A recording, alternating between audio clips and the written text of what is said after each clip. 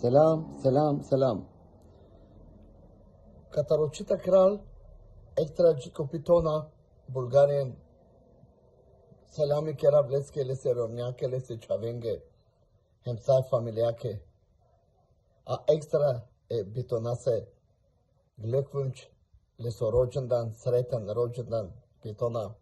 Želiptu će sa stepe, ba hair. Sve najbolje, šalo Allah neka račolču sa stepe. Inšallah uvek zuralotave, kamlotave. Von Čita Kral, selami von Denis. Selami kirav, tuke Pitona. Bahtarav, toro cendan.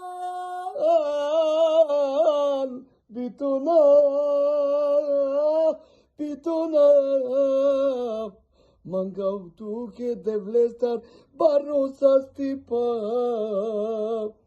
Očita Kral, tuke gilavelan. Baro selami tuke mekeravan. Bahtarav, toro cendan ajmo prav, aman.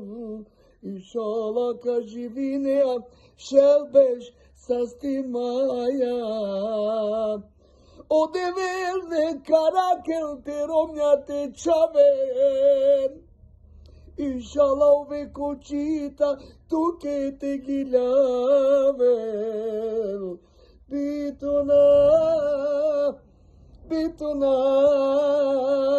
Bahtarava, toro cendan. Pitona, Bahtarelo Čita Kral, toro cendan. Selam, von Čita Kral. Ciao, Pitona. Ich wünsche dir alles Gute. Ciao.